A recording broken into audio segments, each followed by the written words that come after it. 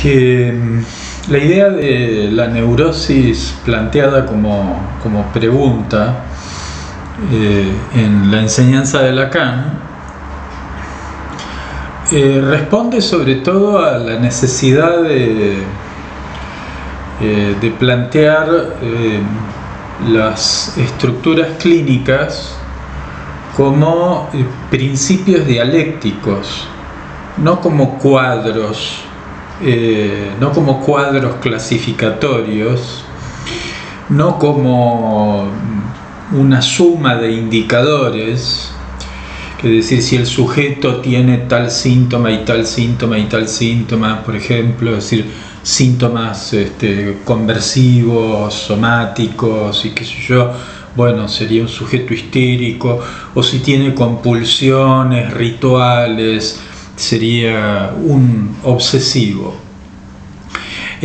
Básicamente uno puede encontrar conversiones, y esto está en Freud, uno puede encontrar conversiones histéricas dentro de una neurosis obsesiva, y también puede encontrar compulsiones o ideas de carácter obsesivo, es decir, en la histeria, porque son cosas que están, es decir, en todos nosotros. Ni que hablar, digamos, de la fobia. Es difícil que haya alguien que, por lo menos en su infancia, no haya tenido una fobia a algo. En este sentido, no se trata de una suma de indicadores ni de un cuadro rígido, sino de un principio activo y estructurante que gira alrededor de una pregunta, y preguntas que tienen que ver con algo, y acá es algo que destaca Elizabeth Roudinesco, que la genialidad de Freud al plantear el complejo de Edipo no fue como muchos psicoanalistas creen y que todavía siguen sin entender a Freud, y ni qué hablar de, en general, la intelectualidad ajena al psicoanálisis, que se piensa el Edipo como un vodevil familiar, ¿no? Papá, mamá, el nene y qué sé yo. Es no haber entendido nada de lo que dijo Freud, pero Elizabeth Roudinesco es muy pertinente al decir que, bueno, de lo que se trata es de plantear el inconsciente en términos de tragedia, en términos de lo que Unamuno llamaba el sentimiento trágico de la vida. Y ese sentimiento trágico de la vida está vinculado a la relación que todos tenemos con dos grandes enigmas que nos atraviesan, que hacen a nuestro destino y que son, digamos, por así decirlo, las dos caras de lo que Lacan llama lo real, que son la sexualidad y la muerte. Y Lacan va a decir que la histeria es una pregunta por la sexualidad. Por eso en un caso clínico, cuando vemos que la problemática del caso clínico gira en torno a una interrogación, es una interrogación que se hace a través de los síntomas, ¿no? Es decir, los síntomas del sujeto van cuestionando su identidad sexual asumida desde un narcisismo. Es decir, yo me puedo reconocer como hombre, o me puedo reconocer como mujer, o me puedo reconocer como homosexual masculino o femenino, o me puedo reconocer como bisexual o como no binario, pero siempre uno tiene una imagen de sí mismo. Y los síntomas de la neurosis siempre cuestionan esa imagen de lo que uno cree ser, ¿no? Es decir, en la neurosis hay un conflicto entre la libido del yo, entre el narcisismo, entre lo que yo creo que soy, y hay síntomas que me recuerdan que, bueno, por ahí no es tan así como yo creo. Es decir, que hay síntomas que por ahí yo me creo que soy heterosexual, pero tengo algunos síntomas, ideas, sueños, formaciones del inconsciente que muestran un cuestionamiento de esa heterosexualidad, pero también en un sujeto que se autodefine como homosexual puede ocurrir, es decir, la situación inversa. La cuestión es que cuando los síntomas giran en torno a la pregunta por la sexualidad, que a veces en Lacan está formulado de diversas maneras, ¿no? A veces está formulado como la pregunta por la feminidad, ¿no? ¿Qué es ser una mujer?, ¿no? En realidad, yo, por lo menos es mi posición, creo que también la virilidad es objeto de pregunta, ¿no? O en todo caso, la pregunta a veces en Lacan está formulada como ¿soy un hombre o soy una mujer?, ¿no? Es decir, como ya en esa pregunta la histeria es un cuestionamiento de las pretendidas identificaciones sexuales, es un cuestionamiento de los estereotipos, lo cual no quiere decir que la neurosis, a través de los fantasmas que subyacen a los síntomas, porque este es el punto, es decir, el tema de lo neurótico no es tanto que alguien se pregunte o cuestione, es decir, la sexualidad, eso no tiene nada de neurótico, cuestionar la sexualidad. Lo que es neurótico es cuestionarla, como que esa pregunta sea una pregunta que se despliega sin hacerse como pregunta, se despliega a través de síntomas, se despliega a través de un padecimiento, y además donde detrás de los síntomas siempre hay un fantasma, siempre hay una fantasía. Esto está muy claro en un artículo de Freud que se llama Fantasías histéricas y su relación con la bisexualidad, ¿no?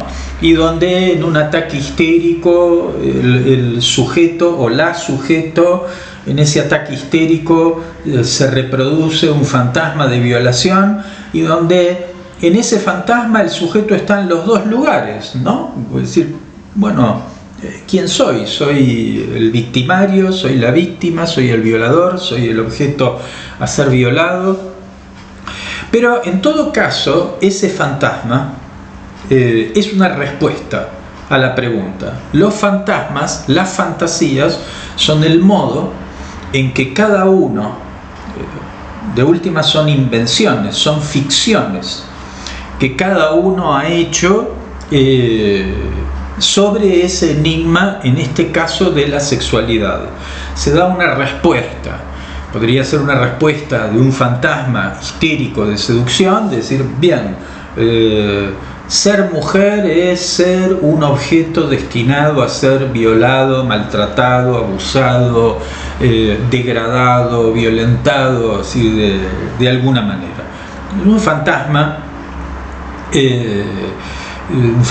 lo que se llama fantasma histérico de seducción.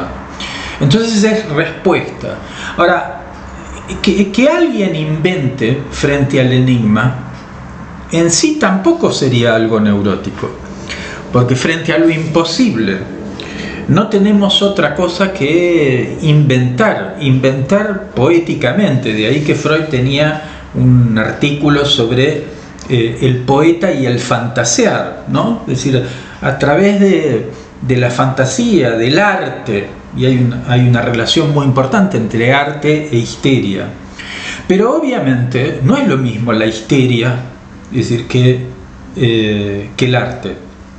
Porque una cosa es que yo represente o intente interrogar el enigma de la sexualidad a través de de una obra de teatro, de la poesía, de la pintura, de la literatura, es decir, etcétera, porque la poesía, la poiesis, abarca todas las artes.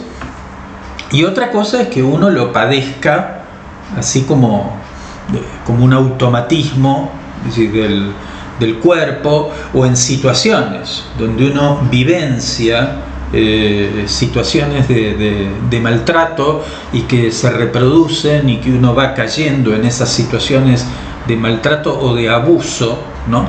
Que el abuso puede ser un abuso de diverso orden, ¿no? Es decir, como haberse sentido maltratado por la persona que lo atendía en un trámite. No es que esos maltratos no existen, existen. Pero a veces hay gente que constantemente, digamos, y que vivencia casi todas las relaciones como marcadas o signadas, es decir, por ese maltrato o por ese abuso. Y lo que Freud dice es, detrás de todo abuso hay un fantasma de abuso sexual. Quizá la histeria es la forma más común o más general. Por eso no es tan difícil, por ahí para algunas personas es difícil cuestionar la sexualidad. Por ahí hay muchas personas que creen que la sexualidad es algo natural, establecido, etc. Pero lo cierto es que incluso en esas personas muchas veces ocultan o vivencian con mucha vergüenza cosas o episodios de su vida, o pensamientos o sueños que cuestionan esa seguridad que tienen sobre su heterosexualidad, sobre su homosexualidad, es decir, o lo que sea. Bien, como la histeria es la forma más común de la neurosis, la forma más difundida, no es tan difícil en realidad ver cómo quizá en la mayoría de los casos lo que hay es un cuestionamiento, una interrogación, una preocupación, un padecimiento del sujeto alrededor del enigma de la sexualidad, alrededor de lo que es asumir, cómo asumir su cuerpo sexuado, es decir, de alguna manera, cómo asumir sus elecciones de objeto o los sentimientos que tiene hacia un objeto determinado. Esto es algo que es lo que se ve con más frecuencia, y que incluso en un sujeto donde por ahí hay algunos síntomas que uno podría vincular con la neurosis obsesiva, si uno ve que la interrogación del caso, la temática del caso, ¿no? La interrogación por lo que es la feminidad o lo que es la virilidad, la preocupación por ese tema, el estar embrollado con eso, bueno, eso, si eso es lo que predomina en el caso, entonces nos inclinamos hacia el polo histérico de esto que es, y cuando decimos histérico, justamente Freud muestra, y no está de más recordarlo, si Freud escribió una psicopatología de la vida cotidiana, fue para mostrar que la psicopatología no es algo que está encerrado en los manicomios, los asilos, los manuales de psiquiatría, sino que es algo que nos concierne a todos estamos patologizados en tanto estamos atravesados por el lenguaje, y ese atravesamiento del lenguaje nos ha hecho perder el instinto, nos ha hecho perder la vinculación natural que nunca hubo con el propio cuerpo que ya no es tan propio. Ahora, en el caso de la neurosis obsesiva, primero recordemos que Freud dice, bueno, detrás de toda neurosis obsesiva hay un núcleo de histeria. Es decir, que esta sería la pregunta fundamental, es decir, la pregunta por la sexualidad. Mientras que la pregunta por la sexualidad, que si lo queremos decir en términos más lacanianos, la pregunta por el goce también, ¿no? Eso sería lo más frecuente. Pero la neurosis obsesiva es, para Freud, es un dialecto de la histeria, es una superestructura, es como, tiene un núcleo de histeria, pero se defiende, justamente, se defiende de hacer esa pregunta por la sexualidad, el tema de la sexualidad, del deseo, del goce, angustia particularmente, es decir, al obsesivo, al punto tal que el obsesivo es alguien que justamente va a evitar esta posición de división del sujeto, que es propia de la posición histérica. Justamente el obsesivo sería alguien que evita encontrarse con su barradura, con su división subjetiva. La pregunta en la obsesión es una pregunta por la muerte. Pero recordemos, esta pregunta por la muerte está para ocultar o velar la otra pregunta, que es la que verdaderamente importa, que es la pregunta por la sexualidad. En ese sentido, el obsesivo va a plantear las cuestiones en términos de estoy vivo o estoy muerto, o en términos de poder. Porque esto es la característica de la fase sádico-anal. Es decir, en la neurosis obsesiva, Freud dice, el sujeto, para evitar los conflictos que le genera la fase fálica, el complejo de castración, todos los problemas vinculados a la diferencia sexual, no quiere saber nada de esa diferencia sexual, podríamos decir como el sujeto progre de hoy que no quiere saber nada con la diferencia sexual.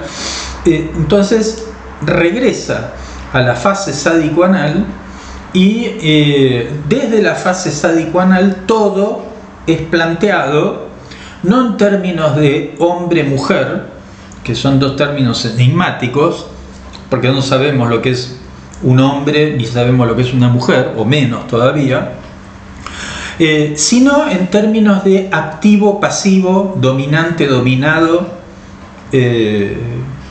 victimario-víctima, el que tiene el poder y el que no lo tiene, ¿no?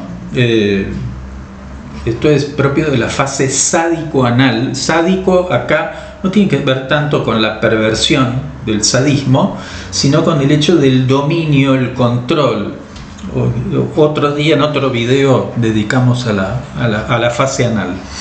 Pero eso es una tendencia, además, muy propia hoy en día del sujeto capitalista, incluyendo, cuando digo el sujeto capitalista, es decir, no me estoy refiriendo a una ideología política, porque puede haber gente que critique mucho el capitalismo, gente que sea de izquierda, gente que sea progresista, pero que está atravesada por el discurso capitalista, les guste o no les guste, y que entonces ven todo en términos de poder, ¿no? Como, por ejemplo, Alfred Adler, que fue la primera escisión en el movimiento psicoanalítico, veía todo en términos de poder y lo sexual quedaba relegado, es decir, el aspecto de la sexualidad no era tenido en cuenta, todo era dominio, todo era poder. Y esa es una tendencia muy marcada en ciertos enfoques progresistas de hoy, de tender a ver todo en términos de poder. Ya cuando alguien ve todo en términos de poder, ¿no? De dominar o ser dominado, de cagar o ser cagado, ¿no? Un psicoanalista que decía que el verdadero órgano del poder es el ano más que el falo, ¿no? Porque es el órgano del control, ¿sí? Del dominio. Y en este sentido, el obsesivo en realidad no quiere saber nada con una posición sexuada.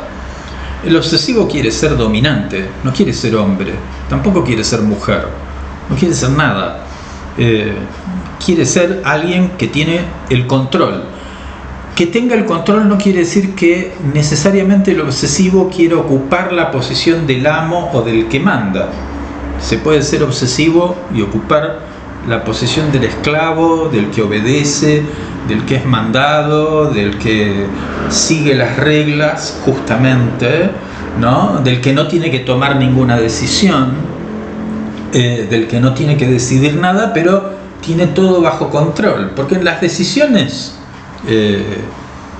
no tenemos justamente un control, las que son verdaderas decisiones, ¿no? Si yo tengo que decir cuánto es 2 más 2, ahí no hay una decisión, yo tengo una regla que me dice 2 más 2 es 4, sigo una regla. Se podría cuestionar, qué sé yo, alguien que sepa mucho de matemáticas podría decir, bueno, en tal sistema axiomático 2 más 2 deja de ser 4, puede ser, qué sé yo, pero lo doy como un ejemplo. Y cuando uno sigue una regla o cumple con algo de manual, uno no se está jugando, no tiene que jugarse, no hace más que aplicar la regla. En la obsesión hay una evitación del acto que siempre se posterga.